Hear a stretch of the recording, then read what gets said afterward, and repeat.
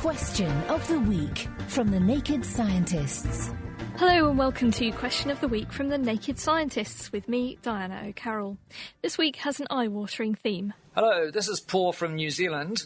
My question is, would it be possible to have a coil of thin wire in one's spectacle frames which would attract floaters in the eye to the extremities of the eye so that they would not float across the eye and be a distraction?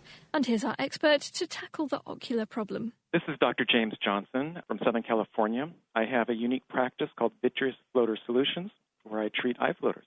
Well, floaters are actually very common. It is an age-related phenomenon for the most part, especially as we get into the 40s and older. And what it is the clear gel in the back of the eye starts to condense and coalesce and cloud over. And so what the person sees will be spots and threads and shadowy clouds or cobweb-type shadows which move around in the vision. Most of these floaters are considered benign, but it is usually worth getting a good eye examination to make sure that it's not part of something more serious, such as a retinal tear or retinal detachment. The common advice that most people are given is to just learn to live with it and hope that it'll go away. Now, the traditional treatment, as I said, is just to learn to live with it. There is actually a surgical intervention, a surgical procedure called a vitrectomy, and it involves putting small instruments inside the eye to essentially suck out the gel in its entirety and replace it with salt water. But as you can imagine, it's invasive. It has its complications, commonly cataract and sometimes even retinal detachment. As far as your reader's question about putting a coil of wire, it reminds me of a Steve Martin movie called The Jerk, where he did put a little handle, a little wire on some glasses, and in the movie everybody got cross-eyed. Well, that wouldn't happen. But, there's nothing you can really do to distract yourself from those floaters because they are inside the eye and they're constantly there.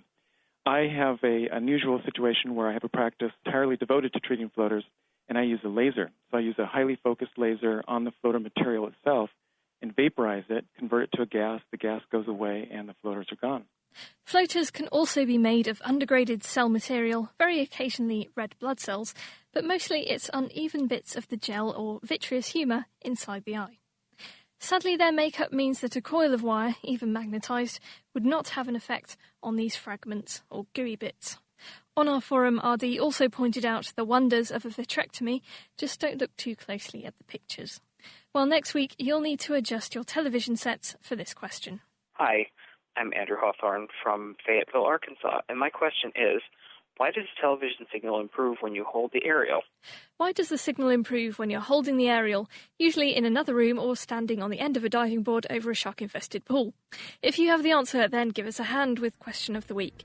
Email chris@thenakedscientist.com, or you can write it on our forum, which is thenakedscientist.com/forum. Question of the Week is part of the Naked Scientists podcast and supported by the EPSRC, the Wellcome Trust and UK Fast. Look us up online at nakedscientists.com.